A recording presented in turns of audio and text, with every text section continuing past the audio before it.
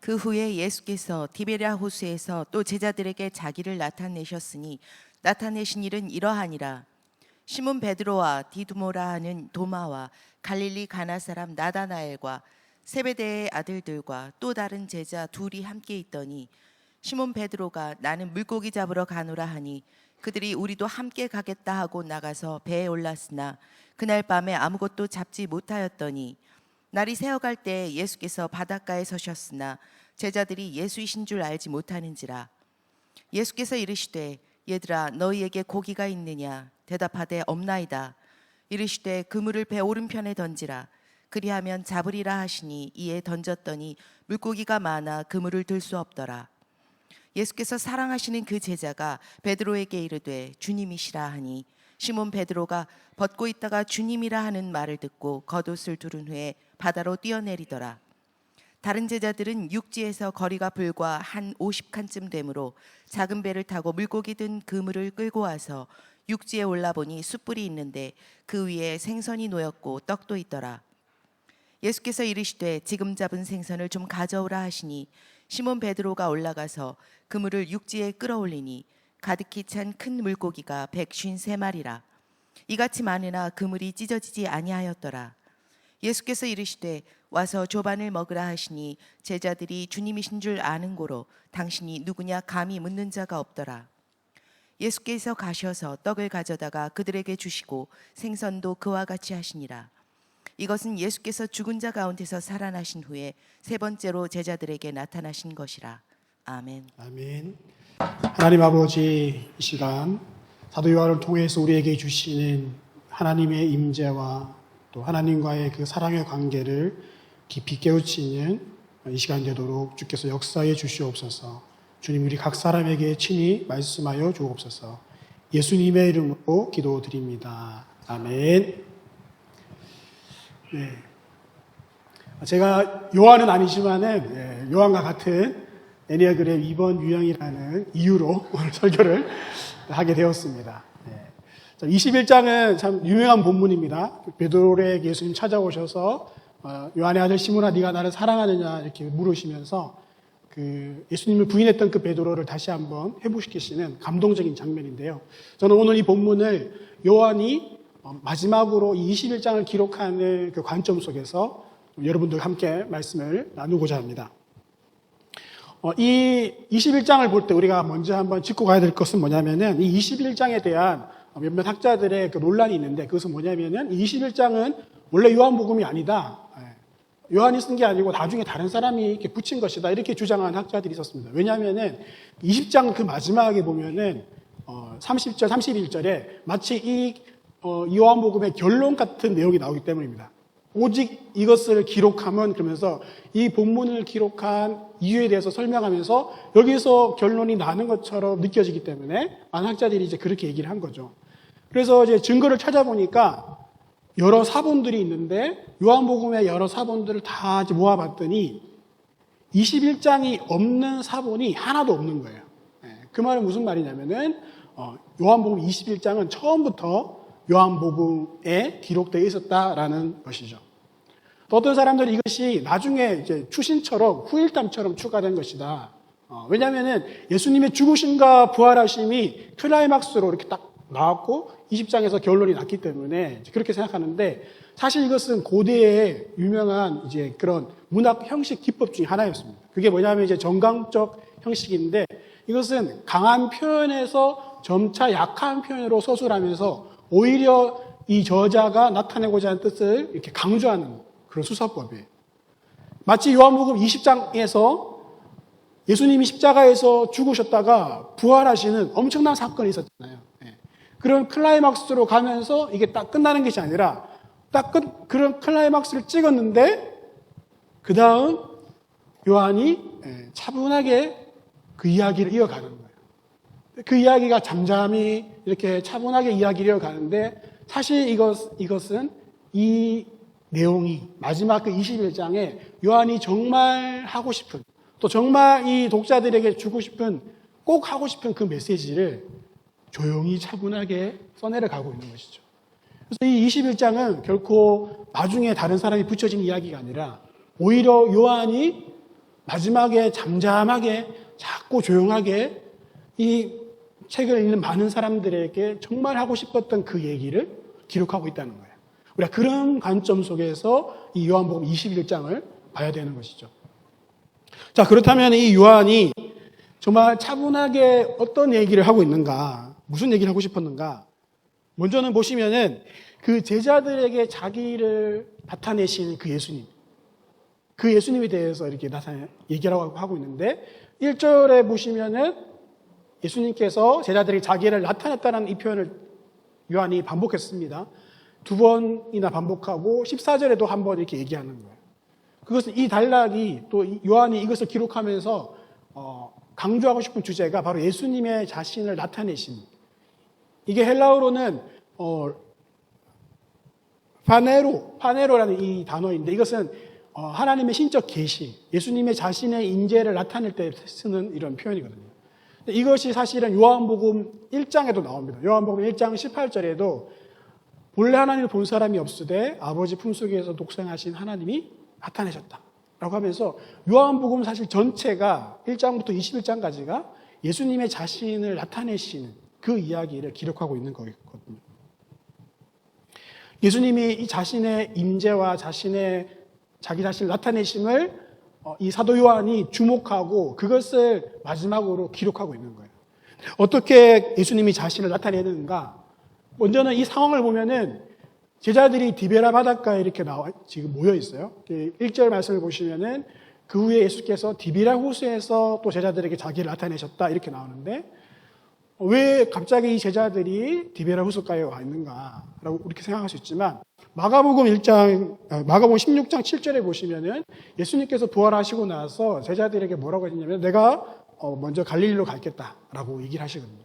천사들도 여자들에게 예수님이 갈릴리로 가 있을 거니까 거기서 기다려라 이렇게 얘기를 합니다.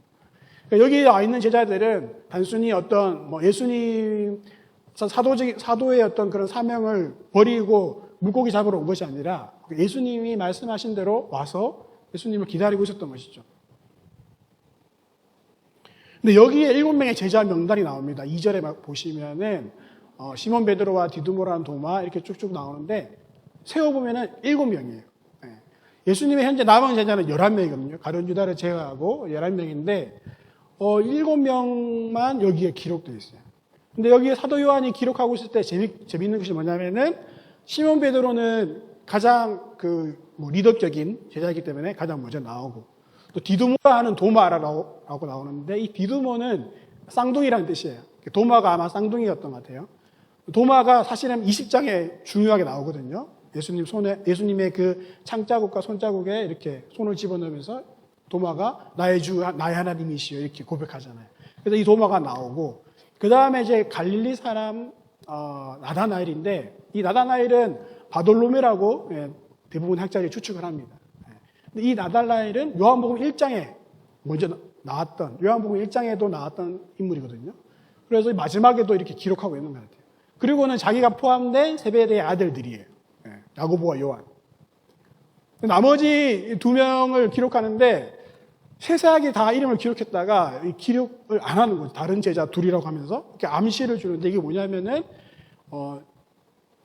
같은 애니어그램 2번 유형으로서 제가 추측하기로는 이 요한이 이번의 특징 중에 하나는 다른 사람들을 늘 배려하는 그런 특징이 있습니다.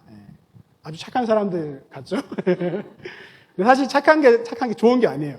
이들이 가지고 있는 이 특징이 뭐냐면은 이렇게 애니어그램이 9가지 총 유형의 이제 그 인물 유형이 나오는데 그 중에 2번은 돕는 사람 뭐 이런 이제 특징이 나와 있어요.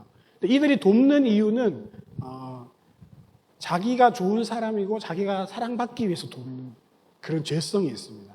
애니어그램을 보시면은 나중에 우리 애니어그램 입문과정, 기초과정이 또 이번 주에도 있는데 애니어그램의 그 기원 올라가 보면은 사실 이것은 사막의 수도승들이 이 애니어그램을 이렇게 활용했습니다.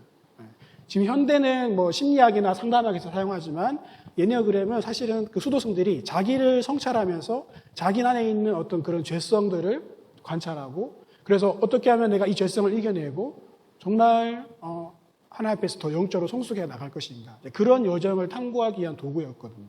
그래서 사망의 수도승들 에바구리우스 같은 사람들이 이 애니어그램을 사용한 흔적들이 있습니다. 저희 교회에서도 그래서 애니어그램 강의를 할 때마다 타이틀 자체가 애니어그램과 영성이라는 이런 타이틀로 강의를 하는 거죠. 이번에 가장 큰 특징 중 하나는 이제 자기가 좋은 사람이고 자기가 사랑받고 싶어서 남을 도와주는 거예요. 예. 오늘 아마 제가 다 벌거벗겨질 것 같은데. 예. 그래서 이 사도 요한도 나머지 4명, 그러니까 안 온 사람 그 4명을 배려해서 그냥 또 다른 제자 둘이라고 하면서 이렇게 누가 알았는지 그것을 밝히지 않는 거죠. 이런 상황 가운데서 갑자기 리더격인 이 베드로가 물고기를 잡으러 가겠다고 3절에 이제 얘기를 합니다. 나는 물고기 잡으러 가겠다. 많은 사람들이 이 부분에 대해서 이 사도 베드로에 대해서 좀 이렇게 안 좋은 장면으로 봅니다. 마치 사도적인 소명을 다 포기한 것처럼. 그리고 예전의 직업으로 돌아가는 그런 배교를 행하는 것처럼. 근데 사실 이 본문에서는 그러한 어떤 장면들이 안 나와요. 성경은 어디에 집중하고 있냐면은 이들이 물고기를 잡으러 가는 그 이유에 대해서, 그 행동에 대해서 주목하고 있다기보다는 물고기를 잡지 못한 그 상태, 오히려 그 상태에 집중하고 있어요. 예수님도 오셔가지고 너희들 내가 기다리려고 하는데 왜 안 기다리고 지금 물고기 잡고 있어? 이렇게 얘기하신 게 아니라 물고기 잡았니? 못 잡았다. 그 오른편에 던져봐. 이들이 물고기를 잡았는지 안 잡았는지, 못 잡았는지 그 상태에 대해서 성경이 집중하고 있고 예수님도 거기에 주목하고 하고 있는 거죠. 거기에 사실 이 본문이 얘기하고 싶은 것이 있는 거죠. 본문에 보면 이제 그날 밤에 아무것도 잡지 못하였다 이렇게 나와요. 물고기 잡으러 갔는데 결론이 뭐냐? 그날 밤에 아무것도 잡지 못했다는 거예요. 요한복음에서의 이 밤이라는 것은 아주 상징적인 표현이에요. 그래서 빛과 어둠을 상당히 강조를 하고 있거든요. 요한복음 1장에 보면은 처음부터 이 빛과 어둠에 대해서 강조하는데 1장 말씀을 보여주시면 4절, 5절 말씀 나오죠. 그 안에 생명이 있었으니 이 생명은 사람들의 빛이라 빛이 어둠에 빛이되 어둠이 깨닫지 못한다. 빛과 어둠에 대해서. 8장에서도 나는 세상의 빛이다. 나를 따르는 자는 어둠에 다니지 않는다. 이런 빛과 어둠을 강조하거든요.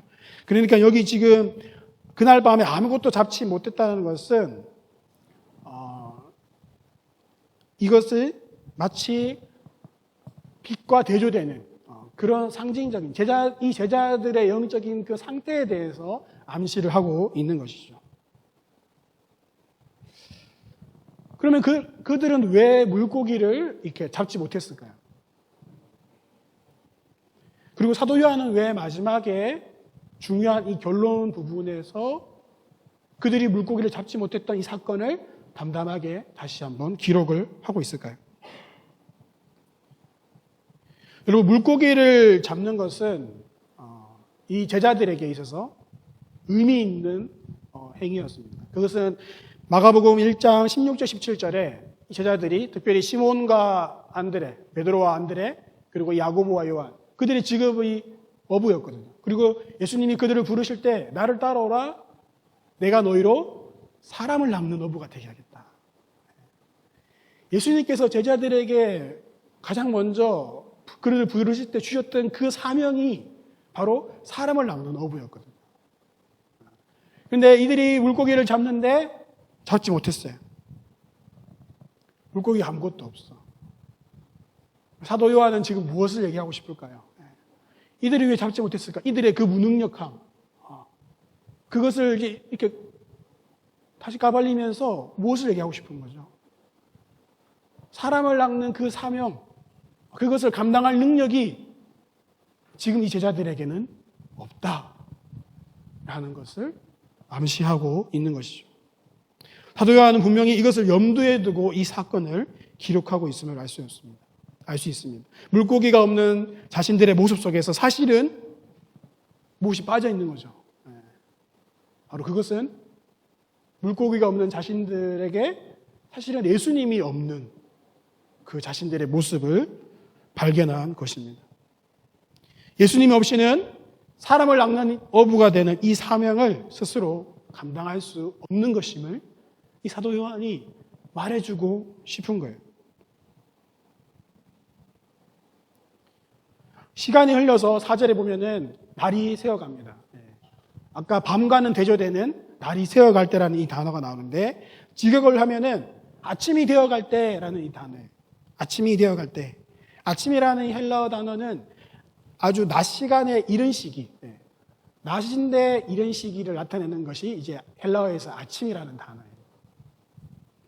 그것은 밤과 대조되는 그러한 이미지죠. 이것은 단순한 시간적인 순서가 아니라 지금 제자들이 처해 있는 그런 실존적인 상태. 아까는 예수님이 없는 밤의 상태였지만 지금은 예수님이 찾아오신, 예수님께서 바닷가에 서 계시는, 예수님이 함께하고 계시는 그런 아침, 빛의 상태를 암시하고 있는 것입니다. 그런데 문제는 뭐냐면은 예수님께서 바닷가에 서셨으나 제자들이 예수신 줄 알지 못하는 자. 우리는 여기에 좀 주목할 필요가 있습니다. 사도 요한이 지금 이 얘기를 그냥 사건을 기술하듯이 기술하고 있지만 사실은 이 제자들의 영적인 상태, 그리고 이것을 보고 있는 1세기 독자들과 또 후대에 이것을 읽고 있는 우리들에게 한 가지 문제의 핵심을 얘기하고 있는 것이죠. 어떤 사람들은 저한테 말하기를 그렇게 해요. 목사님, 저도 하나님 만나고 싶은데 하나님 저한테 안 찾아오세요. 예수님이 저를 좀 찾아와 주셨으면 좋겠어요. 예수님이 저를 좀 만나 주셨으면 좋겠어요. 다른 사람들처럼 말씀도 들려주시고 음성도 들려주시고 은혜도 경험하게 해주시고 그렇게 예수님이 내 삶 가운데 찾아오셨으면 좋겠어요. 그렇게 얘기하는 우리 성도님들을 종종 만납니다. 그런데 여러분, 우리가 가만히 생각해 보면 문제의 핵심이 뭐냐면은 예수님은 이미 우리 가운데 계세요. 우리가 예수 그리스도를 주로 고백하며 시인할 그 순간부터 우리 마음에 계시고 성령님께서 우리 가운데 내주하고 계십니다. 하나님은 우리의 깊은 것보다 더 깊이 우리를 알고 계시고 우리의 생각을 감찰하고 계세요. 또 하나님은 온 땅에 충만하게 계시는 하나님이십니다. 예수님이 이미 우리 가운데 찾아오셨고 이미 함께하고 계셨다라는 것이죠. 근데 문제는 뭐냐? 우리가 그것을 알아보지 못하는 것이 문제의 핵심이라는 것입니다. 이것이 지금 사도 요한이 지적하고 있는 거예요.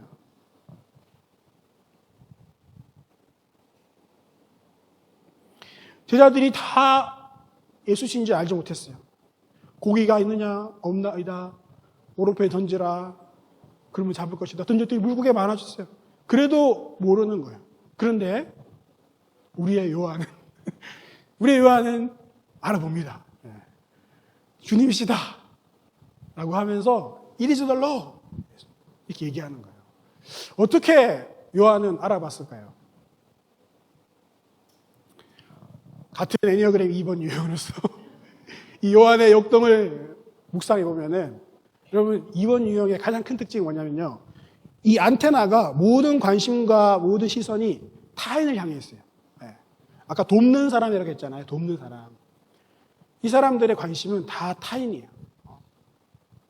그 사람이 뭐가 필요한지, 다른 사람이 뭐가 지금 필요하고 어떤 도움이 필요한지 이것이 본능적으로 딱 알아차리는 느낌이 있어요. 그래서 그 사람의 그런 상황과 분위기 속에서 이게 이 사람한테 필요하겠구나. 이런 말이 이 사람한테 필요하겠구나. 이런 내용이, 이런 물건이 필요하겠구나. 그렇게 하면서 아주 잘 이렇게 섬기고 돕는 그런 이제 본능이 장착되어 있는 그런 좀 사람들이에요. 그런데 말했듯이 그게 좋은 것만은 아닌 거죠. 그것의 동기가 이 사람이 영적으로 성숙하지 않으면 사실은 그 동기가 결국은 자기 중심이에요. 내가 이렇게 해서 이 사람이 나를 좋아하고 이 사람이 나를 계속 필요로 하고 이 이번들의 정체성을 다른 사람이 자기를 찾고 필요로 하는 데서 그 정체성을 찾는 거죠. 예수님의 그 사랑이 아니라. 그래서 사실은 이번에 그 섬김과 이 베품은 철저히 자기 중심성 있는 그런 모습이죠. 그런데 이 지금 사도 요한은 사실은 그러한 단계를 넘어섰어요. 왜냐하면 예수님께서 십자가상에서 사도 요한을 특별히 사도 요한에게 어머니를 부탁했잖아요. 다른 사람도 아닌데 나에게 유일하게 내가 특별히 너한테 어머니를 부탁한다. 그것은 예수님의 그 어떤 사랑과 신뢰를 온전히 받은 거거든. 내 혼자서 온몸으로 그걸 받은 거야. 이제 그 전까지는 예수님의 사랑을 받기 위해서 막 이렇게 다른 사람의 사랑을 구하기 위해서 이렇게 했는데 이제 그것이 필요 없는 거야. 그 사랑이 충만하게 채워졌어요. 이런 이본에게는 정말 사랑하기 때문에 사랑할 수 있는 거예요. 이제는 정말로 사랑하기 때문에 내가 사랑받기 위해서 사랑하는 것이 아니라 정말 사랑하기 때문에 사랑할 수 있는 거죠.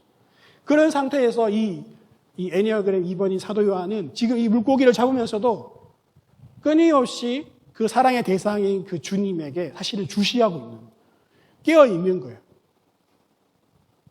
이번들의 가장 큰 특징이 계속 사랑하는 사람이 생기면은 그 사람이 뭐가 필요한지 계속해서 생각하는 거예요. 뭘 해주면 좋을지, 어떤 말을 해주면 좋을지, 어떤 편지를 쓸지, 그 사람이 지금 뭐 하고 있을지 계속 생각하는 거예요. 그러니까 주님을 가장 먼저 사실은 알아볼 수 있는 거죠. 그 사람을 계속 생각하고 있으니까. 예수님이 분명히 오신다고 했었고, 그래서 계속해서 물고기를 잡으면서도 예수님을 주시하고 생각하고 있는 거죠.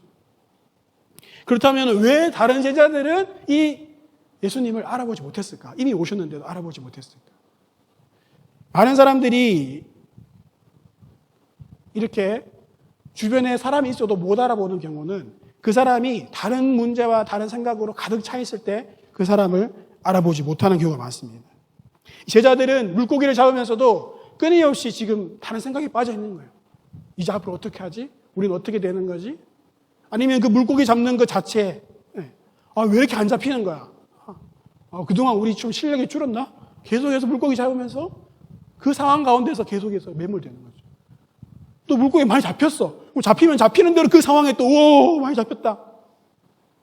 그러면서 정작 주님은 바라보지 못하는 거죠. 우리도 그럴 때가 참 많잖아요. 그죠? 어떤 문제, 정말 해결해야 될 문제, 그런 큰 문제가 있으면은 계속해서 그 문제 자체에 너무 매몰되고 집중하면서 이것이 해결되기만을 계속해서 기도하고 바라면서 정작 이것을 주시고 이것을 해결해 주실 모든 주권을 가지고 계신 그 주님은 알아보지 못할 때가 우리가 참 많잖아요. 때는 그 문제를 해결해 주셨어. 하나님이 그 문제를 해결해 주셨을 때도 그것을 해결해 주신 하나님은 온데간데였고 드디어 문제가 해결됐어. 그런 경우들이 많잖아요. 또 한 가지 경우는 이러한 다른 문제나 다른 상황보다도 자기 안에 자신으로 가득 차 있으면은 주님이 보이지 않는 거예요. 주님을 알아볼 수가 없는 거예요. 마치 가시나무 그 노래에 내 속에 내가 너무도 많아서 당신이 쉴 곳이 없다라고 얘기한 그 노래한 가사처럼 우리도 이런 모습이 많은 거죠. 그렇다면 어떻게 우리는 이 요한처럼 그 예수님을 알아볼 수 있을까요?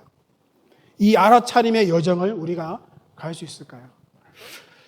기도는 결국은 집중입니다. 집중. 영성훈련에서 얘기할 때 이 기도는 집중이고 주시하는 거예요. 주님을, 그 기도의 대상이신 그 주님을 그저 사랑하는 마음으로 바라보는 거예요. 거기에서 이 기도는 시작됩니다. 영성훈련에서 이 알아차림이란 이 용어를 쓰는데 이것은 온 땅에 충만하신 하나님, 그리고 내 안에 충만하신 그 하나님을 알아차리면서 그분과 함께하고 있는 그 순간 자체를 내가 인식하는 그 알아차림. 그 가운데 내가 온전히 거하고 머무는 것. 이미 나와 함께하고 계신 그 하나님을 알아차리는 거죠. 그래서 거기에서 얘기하는 기도 훈련은 무엇인가 새로운 것을 더하는 것이 아니에요. 이미 있는 것을 알아차리는 것이죠. 그게 구체적으로 어떻게 하느냐? 바로 이 영혼의 끌질로서의 기도를 얘기하는 거예요. 마틴 레어드라는 이 사람을 어거스틴 수도의 수도사이면서 영국의 그 신학교에 또 영성신학을 전공한 가르치는 교수인데요. 이 사람이 얘기한 것 중에 기도 훈련은 어떤 첨가나 획득을 통해서 이루어지는 게 아니라 하나님과 분리되었다는 그 망상에 갇힌 생각, 하나님과 분리되었다는 이 생각이 망상이라고 하는 거예요. 왜냐하면 분리되지 않았기 때문에. 하나님 우리와 늘 함께 하시기 때문에. 마치 하나님과 분리되었다는, 하나님이 나와 함께 하시지 않는다라는 그 가치 생각을 끌로 다듬어서 조각가들이 끌을 사용해서 조각하듯이 끌로 다듬어서 그 생각에서 해방되는 것이다. 이 고대 예술에서 이 조각 기술을 연마한다는 것은 뭐냐면은 어떤 인물을 조각한다고 했을 때 그 인물을 우리가 만들고 형상화시키는 것, 그것이 조각의 기술이 아니라 큰 이 돌 안에서 온전히 자신이 발견되기를, 이 돌 안에서 해방되기를 바라면서 기다리는 것, 그것을 알아보고 그 나머지 불순물들을 깎아내리는 것, 그것이 바로 이 조각 기술이라고 하거든요. 마치 그래서 조각가는 돌 위에 아무것도 덧붙이나 첨가하지 않잖아요. 그 돌 안에 갇혀있는 그 무언가를 해방하는 거죠. 그래서 이 마틴 레어도 얘기하듯이 어떤 것을 첨가하고 획득하는 것이 아니라 이러한 우리 안에 있는 다른 생각들, 우리 상황에 매몰된 생각들, 이런 것들을 계속해서 불순물들을 흘려보낼 때 우리가 이미 하나님과 함께하고 있는 우리 자신을 발견할 수 있다는 것이죠. 그래서 이런 것들을 할 수 있는 것이 바로 침묵 훈련과 우리가 배우고 있는 눈을 들어 기도인 것처럼, 눈을 들어 가만히 주님을 바라보면서 우리 안에 있는 잘못된 모든 하나님과 내가 분리되어 있다고 생각하는, 하나님 나와 함께하지 않는다고 생각하는, 또 그러한 믿음을 방해하는 여러 가지 잡념들을 흘려보내면서 가만히 주님을 묵상할 때에 주님과 온전히 내가 함께 거하고 있는 나를 발견하고 있는 것이죠. 또 한 가지는 우리 안에 우리로 가득 찬 이것을 우리가 어떻게 해결할 것인가인데, 이것은 바로 자기 중심성을 내려놓는 회개 기도가 필요하다는 것입니다. 우리는 침묵과 눈을 들어 기도를 하지만 동시에 우리 안에 우리가 놓치지 말아야 될 것은 끊임없이 우리 안에 있는 이 자기 사랑, 자기 중심성, 이 부분을 우리가 계속해서 회개해야 돼요. 얼마 전에 밤에 자려고 이렇게 누웠는데 아내가 옆에서 성경책을 읽다가 감탄을 하는 거예요. 하면서 감탄을 하길래 뭐 때문에 감탄을 하냐 했더니 에레미야서를 읽고 있다가 하나를 발견했다.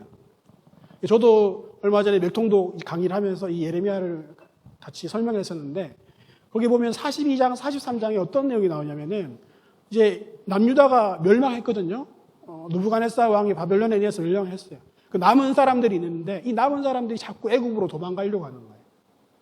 그런데 예레미야는 뭐라고 했냐면은 하나님이 너희를 심판하신 것이다. 그러니까 하나님이 바벨론을 사용해서 심판하신 거니까 여기 남아서 머물면서 회개하고 돌이켜라. 그러면 하나님이 다시 이 땅에서 너희를 회복시켜 주실 것이다. 이걸 계속 얘기했어요.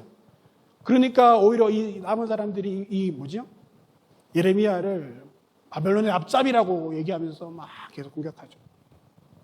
그러다가 이 남은 사람들이 예레미야를 데리고 애굽으로 막 도망가려고 하는 그런 시점에서 이 사람들이 예레미야한테 얘기해요.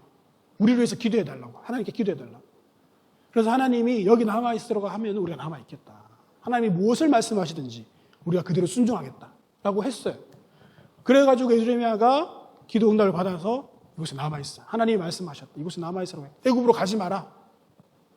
애굽을 의지하지 마라. 이곳에 남아있어라. 라고 얘기를 한 거예요.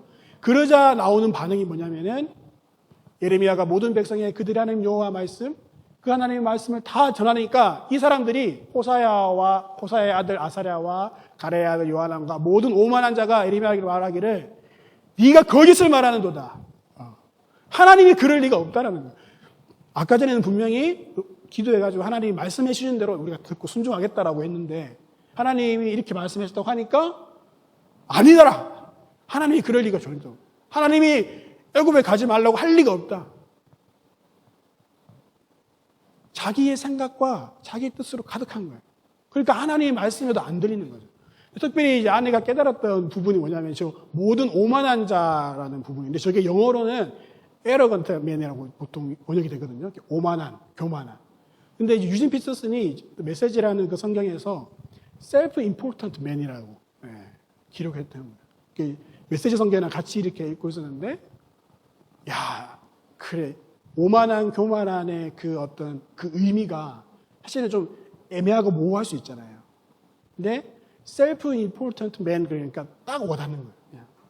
자기를 중요하게 여기는, 자기 생각을 중요하게 여기는, 자기 뜻과 자기가 원하는 방식, 자기가 원하는 응답, 그걸로 가득 차 있으니까 하나님이 아무리 원래 하나님 뜻을 얘기해도 안 들리는 거예요. 하나님이 계셔도 못 보는 거예요. 자기 사랑으로 가득 차 있을 때. 그래서 우리는 끊임없이 이 회개 기도를 하지 않으면, 자기를 내려놓는 회개 기도를 하지 않으면 먼저 그 나라와 그 의를 구하는, 먼저 하나님의 뜻과 하나님의 의를 구하는 그 삶을 살 수 없다는 것이죠. 우리 이렇게 회개하면서 이렇게 하나님을 가만히 바라보면서 기도할 때에 이미 우리 안에 충만하게 계시는 그 하나님을 우리가 온전히 알아차릴 수 있고 그분으로 충만한 삶을 살 수 있는 것입니다. 사도 요한은 바로 이것을, 이 제자들이 예수님을 알아차리지 못하는 것을 통해서 우리에게 말씀하고 있는 것이죠. 이러한 요한은 그 다음 말씀을 보면은 베드로를 이렇게 챙기는 모습이 좀 나와요. 이렇게 예수께서 그 사랑하신 제자가 베드로에게 이르시되 주님이시라. 주님을 알아봤는데 그것을 베드로에게 얘기를 하는 거죠. 이번 유형은 잘 나서진 않습니다. 전면적으로 잘 나서진 않아요. 뒤에서 서포트하고 돕는 것을 좋아하는 그런 성격입니다. 거기에다가 이렇게 힘든 사람들, 아픈 사람들을 늘 관심을 가지고 돌보는 그런 성향이 있어요. 그러다 보니까 베드로가 사실은 지금 아주 힘든 상태잖아요. 왜냐하면 예수님을 대놓고 부인했기 때문에 스스로 자책하고 괴로워하고 있는 의기소침해 있는 그런 사람이거든요. 이전에는 요한이 예수님의 그 사랑을 받고 싶고, 그래서 늘 보면은 우리가 지금까지 살펴봤듯이 베드로와의 그 어떤 미묘한 경쟁 관계, 그런 게 비교의식이 있었잖아요. 그래서 지난주에도 목사님께서 그 요한의 그런 어떤 성격을 쭉 얘기하면서 이 시샘하는 것이 있다. 이렇게 다른 사람을 시샘하는. 저는 사실 그 얘기를 들을 때 약간 기분이 나빴어요. 이렇게 내가 시샘한다고? 내가 시샘한다고? 그러면서 이제 옆에 같이 설교를 듣고 있는 아내를 쳐다봤더니 시샘하는 게 맞다고. 제가 이제 좀 생각해 보니까 그래 맞아. 내가 사랑받는 것에서 했으면, 내가 사랑하는 사람에게 사랑받고 싶은 거, 그런 부분에서 내가 맞아 시샘하는 거 맞아. 내가 인정을 할 수밖에 없었는데 너무 사랑받고 싶은 마음이 커가지고 그래가지고 그런 이제 시샘하는 마음이 이 요한에게 있었는데 사실 지금은 그게 없거든요. 왜냐하면은 십자가 위에서 예수님이 딱 어머니를 부탁하면서 예수님이 나를 그렇게 생각하시는, 나를 믿으시는구나. 이게 딱 채워졌기 때문에 더 이상 사실은 베드로와의 어떤 경쟁과 시샘이 의미가 없어지고, 그래서 오히려 이 베드로를 이렇게 챙기는 거죠. 의기소침해 있는 베드로에게 주님이시라고, 빨리 가보라고. 그러면서 사실은 오늘 이 마지막 21장에 베드로의 여러 가지 행동들을 이 사도 요한이 잘 이렇게 묘사해주고 계속해서 이 행동을 묘사하고 있어요. 이 겉옷을 두르고 막 바다로 뛰어내리잖아요. 이게 뭐예요? 사람들은 베드로가 부인했다고 막 이렇게 손가락질 할 수 있어도 사도 요한은 아는 거예요. 베드로가 그것을 괴로워하고 있고 여전히 주님을 향한 열망이 크고 주님에게 정말 당하고 싶고 사랑하고 싶고 그것을 해보고 싶은 마음이 크다는 것을 요한은 읽고 있는 거예요. 그래서 이런 행동들을 다 기록하고 있는 거예요. 베드로가 얼마나 주님을 사랑하고 있는지 그걸 캐치하면서 기록해주고 있는 거예요. 그리고 베드로가 혼자서 153마리 그 물고기를 세고 있는 장면도 이렇게 기록을 하고 있는데, 이게 보면 참 153마리라는 이 독특한 이 숫자 때문에 온갖 추측들과 온갖 이제 막 여러 가지 이론들이 많아요. 근데 사실은 어느 것이 정확하다고 딱 얘기를 할 수 없는데, 확실하게 얘기할 수 있는 것은 뭐냐면은 153마리라는 구체적인 숫자가 기록됐다는 것은 이것이 역사적 사실이라는 것과, 그리고 우리가 분명히 추측할 수 있는 것은 이 시몬 베드로가 이 많은 물고기를 직접 세면서 대충 쳤겠죠. 이렇게 한 마리 한 마리 세진 않았을 것 같아요. 워낙 물고기를 많이 잡다 보니까 5마리 이렇게 쭉쭉 10마리 이렇게 세다 보면은 금방 사실은 이제 많이 걸리지 않아서 153마리를 셀 수 있을 것인데, 이것을 세면서 이 베드로의 마음이 어땠을까?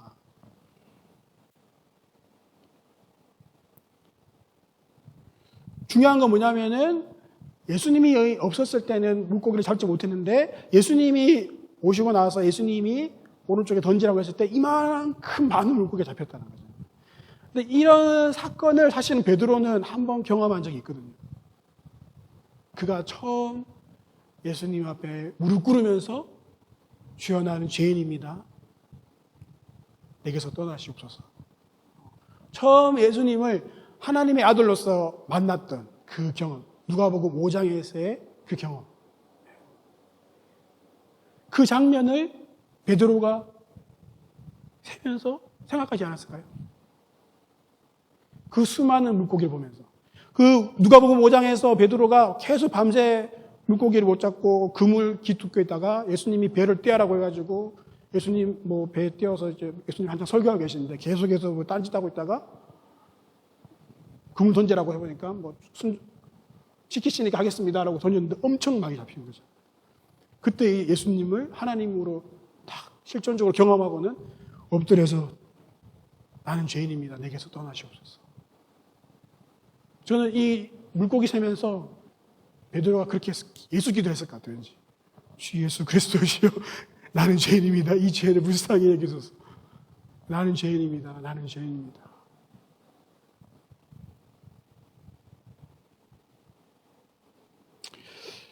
요한은 이런 베드로를 챙기면서 동시에 예수님이 베푸신 그 식탁 교제에 이렇게 주목을 하고 있어요. 이 부분을 상당히 이렇게 자세하게 기록을 하고 있는데 먼저는 8절 9절에 보시면은 숯불과 그 위에 생선이 놓였고 떡도 있더라. 이렇게 사람들이 이제 베드로는 이제 먼저 수상쳐서 왔고 제자들이 또 그 그물을 끌고 왔는데 육지에 올라와 보니 숯불, 생선, 떡이라고 이렇게 나와 있는 거예요. 이게 사실은 예수님이 이게 마련해 두신 아주 베드로를 위한 이 숯불은 사실은 베드로가 예수님을 부인했을 때 그 장소거든요. 성전 그 뒷뜰에서 그렇죠? 그 대제사장이 뒷뜰에서 숯불을 피우고 있다가 이제 그 여종이 알아보고는 막 이렇게 물어봤던. 근데 그 자리에서 예수님을 부인했기 때문에 이 숯불을 보는 순간 사실 베드로는 움찔했겠죠. 그런데 이러한 숯불과 생선과 떡이라는 것을 이렇게 쭉 이렇게 상징적으로 쭉 얘기하고 있는 거죠. 작년에 목사님 설교하신 부분에서 사실은 이 장면을 잘 설명하셨어요. 화면이 갑자기 육지에 올라왔는데 사람이 아니라 숯불과 생선과 떡을 이렇게 비추고 있다는 것은 예수님과 베드로가 동시에 아무 말 없이 이 숯불을 바라보고 있는 그런 장면을 사실 요한이 이렇게 기록하고 있는 것이죠. 그런 어색한 분위기 속에서 예수님이 식탁 교제를 이렇게 제안하십니다. 와서 아침 먹자. 12절 말씀에 와서 조반을 먹어라 라고 이렇게 얘기하시는 거죠. 그런데 22절에 재미있는 표현은 제자들이 주님이신 줄 아는 거로 당신이 누구냐 감히 묻는 자가 없더라. 저는 이 말씀을 묵상하면서 참 이렇게 뭐랄까 요한의 어떤 그 마음이 많이 느껴진 게 이 식사 교제 장면을 요한이 정말 이렇게 따뜻하게 그리고 아주 자세하게 기억하면서 기록하고 있다는 것이 느껴졌어요. 요한에게는 이 장면이 너무 감동적이고 인상적이었던 그런 식사 장면이었던 것 같아요. 왜냐하면은 여기서 한번 생각해 보세요. 그 아침 해가 이제 뉘엿뉘엿 뜨는데 조용한 바다 소리만 들리는데 아무 얘기도 안 하는 거예요. 침묵만 하는 거죠. 아무 소리도 없는데 너무 충만해. 주님의 임재, 주님이 우리와 함께하고 계신 그 예수님이 우리와 함께하고 계심이 아무 소리도 없는데 오히려 이 공간을 가득 채우고 있는 주님의 임재가 가득 채우고 있는 그 장면을 요한이 기록하는 거예요. 제자들이 주님이신 줄 아는 거로 당신이 누구냐 감히 묻는 자가 없다. 침묵의 식사 교제 가운데서 하지만 너무나도 그 충만한 하나님의 임재가 그 주님의 임재가 느껴지는 그 식사 교제를 사도 요한이 두고두고 기억하고 이 마지막에 이 장면을 사람들에게 전하고 싶어서 기록하고 있는 것 같아요. 제가 한 그림을 한번 제가 찾아왔는데 이 장면을 어떤 사진이나 그림이 있을까 이렇게 찾아보니까 영화나 이런 사진들은 너무 좀 이렇게 비현실적이었고 근데 사실 이 그림이 너무 이 분위기를 너무 잘 나타내는 것 같아요. 아침에 해가 뜨는데 빛이 비치는데 어둠이 떠나가고, 근데 예수님이 함께 계시고 나머지 7명의 제자들이 고요히 침묵 가운데서, 하지만 너무나도 따뜻하고 너무나도 충만한 그분의 임재를 느끼면서 함께 식사하고 있는, 저 장면을 묵상하는데 참 이 장면과 너무 잘 묘사했다는 생각이 들더라고요. 그리고 성경에서의 식탁 교제는 단순히 먹고 마시는 문제가 아닙니다. 사실은 성경에서의 식탁 교제는 인격과 인격을 나누는, 인격과 인격과 그리고 내 존재를 나누는 그런 의미를 담는 것이 유대인들의 식사 교제입니다. 그래서 예수님이 세리와 죄인들과 식사하는 것을 유대인들이 그렇게 싫어했어요. 예수님이 늘 이제 죄인들하고 세리들하고 창녀들하고 식사하니까 그걸 문제 제기했거든요. 왜냐하면은 그만큼 그들을 존중하는 것이고 그 존재를 받아들인다는 것이고 또 내 존재를 내어준다는 거거든요. 단순히 배고파서 먹는 식사가 아니라 예수님께서 자신의 그 인격과 존재를 이 마지막에 이 제자들에게 온전히 내어주시면서 주님의 임재를 충만하게 제자들에게 나타내신 사건, 나타내 보이신 사건이 이것이더라. 요한이 기록하고 있는 거예요. 요한이 이 식사를 통해서 말하고 싶었던 것은 사람을 낚는 그 어부, 우리가 열심히 물고기 잡으려고 했지만 주님이 우리에게 분명히 사람을 낚는 어부가 되리라고 그 사명을 주셨는데 그 사람을 낚는 어부는 우리의 힘으로 주님 없이는 할 수 없는 것이더라. 우리에게 먼저 필요한 것은 주님과의 교제. 침묵 가운데 주님을 깊이 경험하면서 주님과의 그 친밀한 인격적인 교제가 우리에게 있을 때 주님이 우리에게 주신 그 사명을 우리가 감당할 수 있는 것이라고 사도 요한이 얘기하고 싶었던 것이죠. 이러한 관점 속에서 이 15절 이후에 나오는 이 베드로를 회복시키시는 그 장면도 사실은 이러한 관점 속에서 우리가 해석할 수 있는 거예요. 예수님께서는 베드로에게 특별히 3번 예수님을 부인한 베드로에게 3번 질문하시죠. 사실 지금 베드로는 낙심과 자책에 빠져 있어요. 그런 베드로에게 예수님께서 질문하시는 거예요. 저희가 사역자들이 같이 성경 공부를 하면서 저는 애니어그램 2번이고 이경주 목사가 애니어그램 6번, 베드로가 6번 유형이거든요. 목사님이 저한테는 요한 어떻게 생각하냐, 베드로는 어떻게 생각하냐 이렇게 막 계속 물어보시는데 이 질문을 우리 이경주 목사한테 다 물어보셨어요. 목사님이 베드로 같으면은 이 상황에서 이 질문을 했을 때 어떻게 느낄 것 같냐. 그러니까 이제 이경주 목사가 얘기하는 거는 자기는 사실 수많은 생각이 있대요. 수많은 생각. 계속해서 끊임없이 생각이 있는데 그 상황에서 내가 무슨 말을 해야 될지 모르는 그 상황 속에서 오히려 예수님께서 이렇게 질문을 해주셨을 때, 한 가지 질문을 해주셨을 때 모든 생각이 다 가라앉고 그 단순한 그 질문에 대답하면서 자신의 생각이 다 정리가 되고 그 예수님의 질문 앞에서 온전히 반응할 수 있다는 거예요. 자기한테 너무 그게 좋았을 것이라고 얘기하더라고요. 그래서 이렇게 질문해 주시는 거. 이게 추궁하시는 것이 아니라 요한의 아들 시몬아, 네가 나를 이 사람보다 사랑하느냐? 네가 나를 사랑하느냐? 사랑하느냐? 이 3번 질문하시면서 3번 부인한 그 베드로의 그 자책감과 그 죄책감 속에서 이렇게 해방시켜 주시는 것이죠. 베드로에게 맞게 다가가시는 그 예수님의 모습을 사도 요한은 되게 이렇게 따뜻하게 또 그리고 있어요. 제가 그 옆에 있었어도 어떠한 시샘과 경쟁 이런 게 없었을 것 같아요. 오히려 베드로를 챙기시는, 베드로에게 인격적으로 다가오시는 그 마음을 어루만져 주시는 그 예수님을 보면서 정말 그 사랑의 예수님이 이렇게 가득 느껴졌을 것 같아요. 특별히 예수님이 여기서 베드로야 이렇게 안 그러시고 요한의 아들 시몬아라고 얘기하시는데 이것은 요한복음 1장 예수님께서 요한의 아들 그 시몬을 처음 만났을 때 게바라라고 하는, 베드로라고 하는, 반석이라고 하는 이러한 정말 너무나 부담스러운 이름을 주시기 전에 불렀던 그 이름이 시몬, 요한의 아들 시몬이었어요. 이것은 나는 너에게 반석 같은 그 믿음을 원하지 않는다. 괜찮다. 요한의 아들 시몬, 너에 있는 그 모습 그대로 너가 나를 사랑하느냐? 그것이면 충분하다라고 예수님께서 말씀하시는 거죠. 그러면서 내 양을 먹이라고. 이 내 양을 먹이라는 그 사명을 주시기 전에 먼저 주님과의 그 사랑을 확인하는 거죠. 사명과 이 사역 이전에 먼저 주님과의 사랑의 관계가 회복되는 것이 필요한 것임을 사도 요한은 또 이 사건을 통해서 우리에게 얘기해주고 있는 것입니다. 우리는 우리 자신을 보면서 때로는 많은 실패와 좌절 가운데서 나 같은 사람이 주님이 과연 쓰실 수 있을까? 나같이 실패하고 좌절하고 넘어지는 사람이 주님의 일을 할 수 있을까?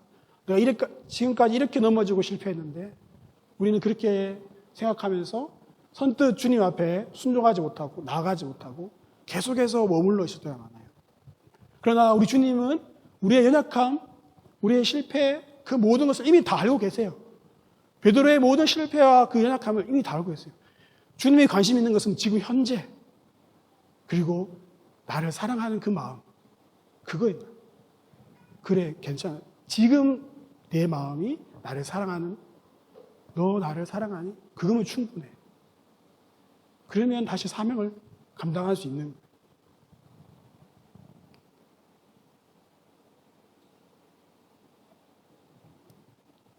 사도 요한은 한 가지 더 사건을 얘기하는데, 이 베드로가 마지막으로 걸어가면서 이 요한을 의식하면서 얘기하는 얘기를 해요. 그러니까 이 사람은 어떻게 됐습니까? 라고 하는 이 질문을 하는데 예수님께서 내가 올 때까지 그를 머물게 할지라도 내가 무슨 상관이냐. 너는 나를 따르라. 얘기하는 거예요.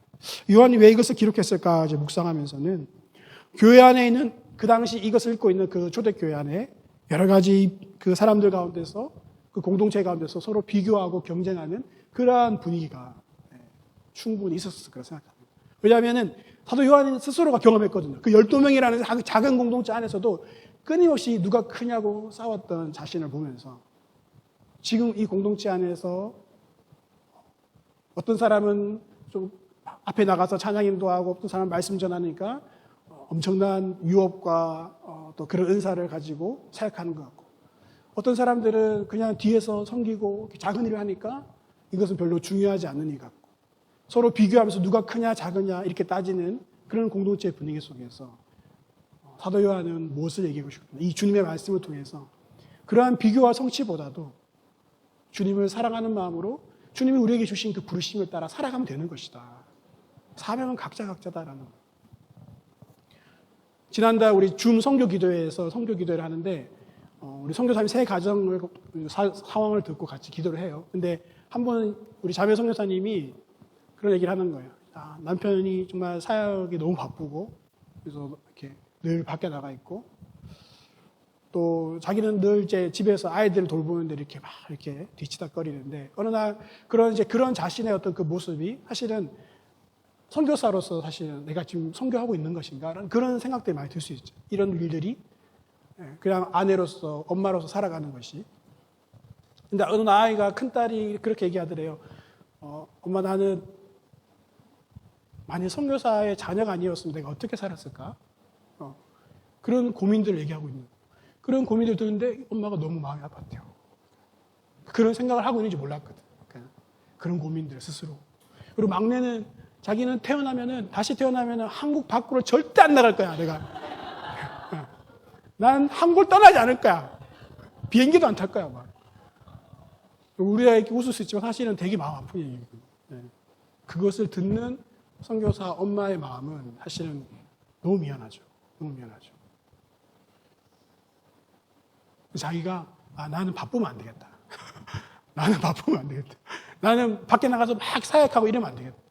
하나님 나한테 주신 일은 남편을 서포트하고 이 아이들을 내가 챙기면서 돌봐주면서 이 아이들과 함께하는 거, 그 마음을 헤아려 주는 거, 그것이 하나님 나에게 주신 부르심이구나. 그렇게 받아들였대.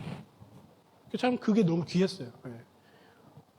앞에 나가서 사역하는 것만 사실은 이렇게 뛰어난 것이 아니라 각자에게 주신 부르심이 있다는 거죠. 그 길을 우리가 가면 되는 거예요. 주님을 사랑함으로 가면 되는 거예요. 말씀을 맺고자 합니다. 제가 제목을 먼저 사랑이여라고 지었어요. 이 말씀을 묵상하는데 정말 이 말밖에 남지 않더라고요. 정말 사랑, 그 무엇보다도 사랑이란 거죠.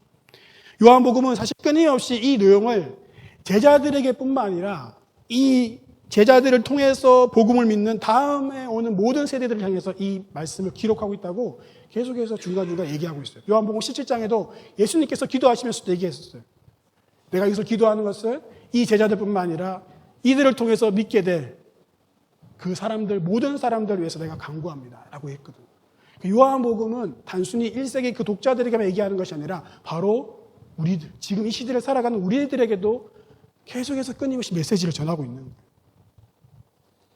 사도 요한이 그 늙은 노사도가 마지막으로 차분하게 담담하게 그러나 꼭 중요하게 우리들에게 들려주고 싶은 그 얘기가 무엇일까? 그것은 바로 사명 이전에, 사역 이전에, 유업 이전에 그 무엇보다도 먼저 사랑이라는 거죠. 주님과 사랑하는 것, 주님과의 그 사랑의 관계, 이보다 더 먼저 되고 소중한 것은 없다고 얘기하고 싶은 것입니다. 사도 요한은 이 평생 잊지 못할 그 아침, 바닷가에서의 아침 식사를 떠올리면서 사명과 사역 이전에 사랑이라는 거죠. 사람을 낚는 어부가 되기 전에 충분히 주님의 임재를 경험하고 주님과 교제하는 것. 실패와 자책 이전에 사랑이라는 거예요. 실패와 좌절감에 스스로 가둬두기 전에 주님을 향한 그 사랑을 통해서 다시금 일어나라는 거죠. 다른 사람과 비교와 성취를 가지고 계속해서 비교와 경쟁하기 전에 주님을 사랑함으로 그저 주님이 나에게 주신 그 부르심을 따라서 한 걸음 한 걸음 걸어가라는 것입니다. 그 무엇보다 먼저 사랑하라. 이것이 바로 사도 요한이 그의 가슴 속에 깊이 간직해 두었다가 우리에게 마지막에 꺼내주면서 전하고 싶었던 메시지였습니다. 여러분, 그 무엇보다도 사랑하십시오. 주님과 깊은 사랑의 교제를 누리십시오. 이미 우리 가운데 충만하고 임재하고 계시는 그 주님을 우리가 알아차리기 위해서 끊임없이 우리 안에 있는 자기 중심성을 회개하고 우리 안에 있는 모든 잠재들을 불순물들을 흘려보내면서 우리 함께 계신 그 주님을 끊임없이 발견하고 그 안에 머물러서 주님과 사랑의 교제를 나누시는 저와 여러분이 되기를 주님의 이름으로 축원합니다. 우리 같이 이 시간 함께 찬양하고 기도했으면 좋겠습니다.